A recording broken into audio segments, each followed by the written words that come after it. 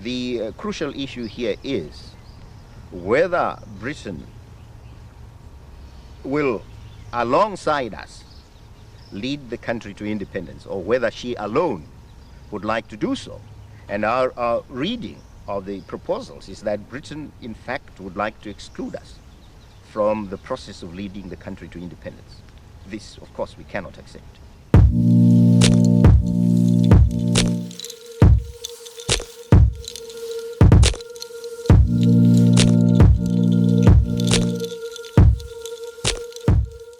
He was someone who played such a major role as a liberation fighter and leader, in whom people placed such immense trust, and he blew it. Mugabe was an activist. He was a teacher, and then he becomes an activist in the Zimbabwe African People's Union, which was at one point the major force. It was led by a man named Joshua Nkomo. Mugabe splits, along with others, and sets up the Zimbabwe African National Union as a rival force. Now, one of the things about what was going on in Zimbabwe, which was then Rhodesia, was that there were these struggles within the liberation movement, much as there were in South Africa. And the two major forces, the ZAPU and ZANU, had rival international supporters. ZAPU had support from the Soviet Union, ZANU from China.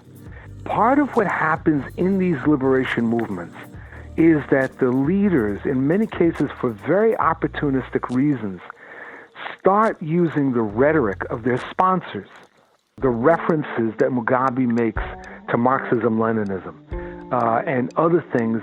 You would believe that he was himself a Marxist-Leninist, but there's no real indication that that's what his real politics were. But he certainly was seeking a particular form of support for his struggle. Now, within ZANU, there were major battles over leadership. And some of those battles became very, and this is before liberation, became very bloody.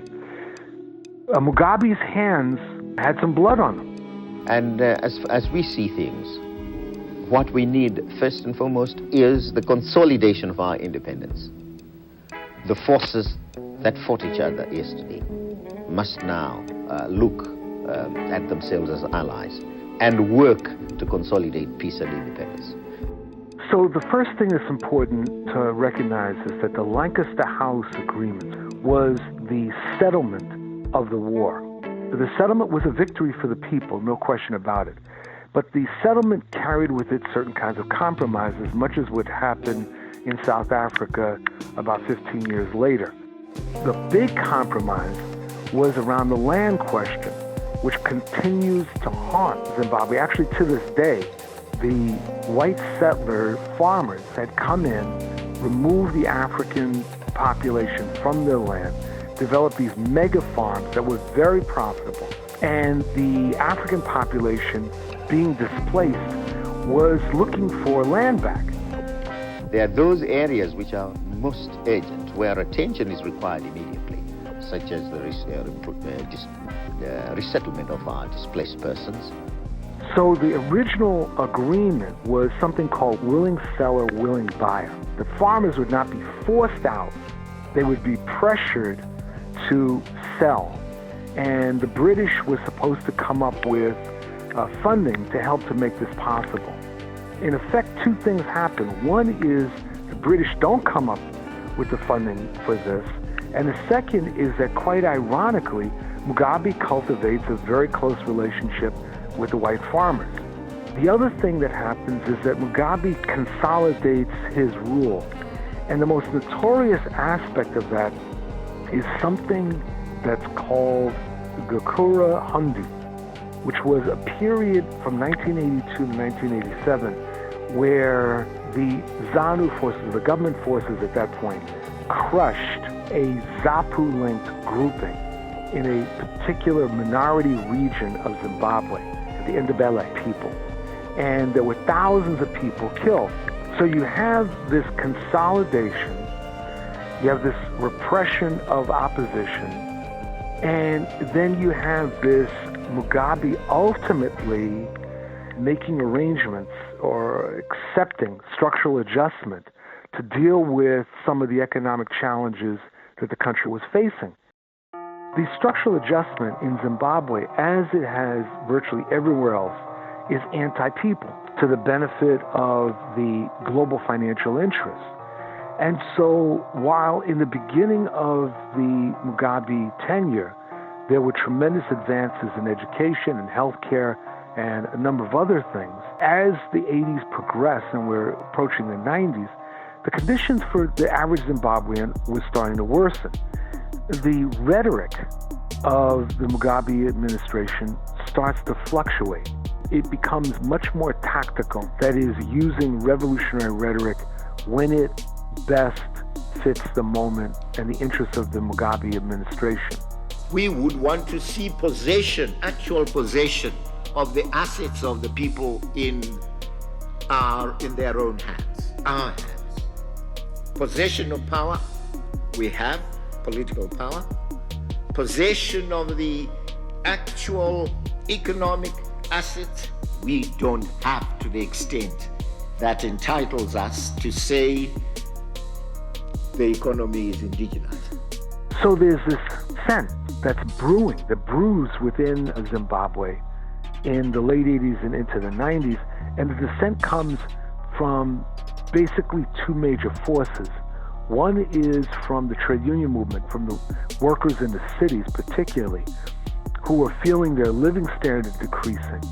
And the other were the veterans of the Revolutionary War that was called the Chimurenga, who are pushing for land reform. Mugabe was very resistant, ironically, to the demands for land reform. And he was absolutely resistant to the demands of the workers. As we approach 1999, the sentiment is really bubbling up. The workers' movement begins discussions about setting up an independent political party to run in opposition to ZANU-PF.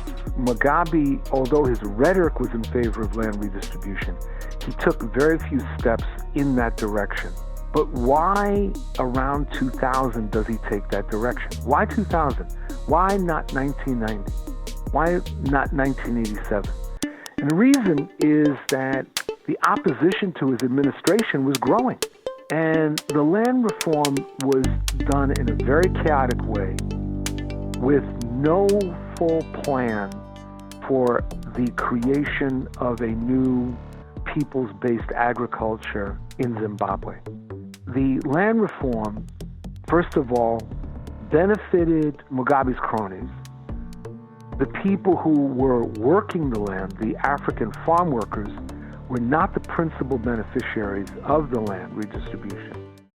During this time, there were other things that were happening. His homophobia was completely out of control, and he was using that as a way of condemning his opponents.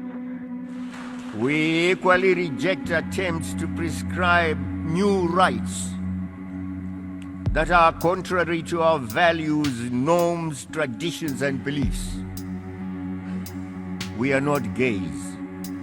And while this is happening, there is further repression of the opposition, not just characterizing or caricaturizing the opposition, but repression. In the early 2000s, we're talking about people that are arrested and tortured, people that I knew. So it becomes very, very difficult to have a political field where there's public dissent and opposition to the administration. Morgan Tsvangirai was a leader of the Zimbabwe Congress of Trade Unions. He was one of the people who was an initial proponent of the establishment of the Zimbabwean Labor Party. At a certain point, Tsvangirai switches gears. Instead of building a left-of-center Labor Party, he sets up the Movement for Democratic Change as a broad opposition party that included a variety of political forces that were not very good, including accepting some support from white farmers.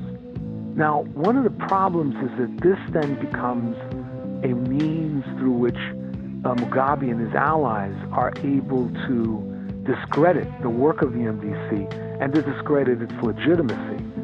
The politics of the MDC become very convoluted, and it becomes easier for Mugabe to isolate the MDC at key moments. I would argue strategically, it had lost its direction almost from the very beginning. Its direction seemed to be one of, we want to get elected, we want Mugabe out. But there wasn't a clear enough vision about a post-Mugabe Zimbabwe.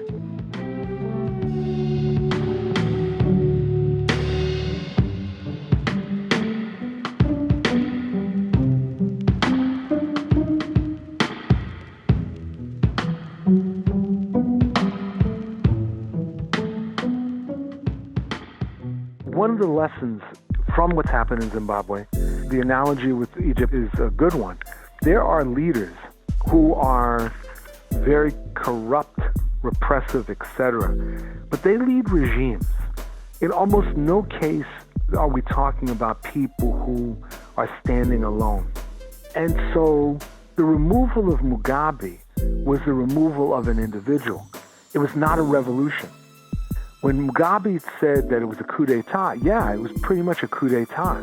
There was mass pressure, there were mass demands, but there was not an organized revolutionary force in Zimbabwe that was prepared and based properly in order to carry out a transformational effort that would have eliminated the regime and put in its place a radical, democratic, popular regime. So what you end up having is the replacement of a leader.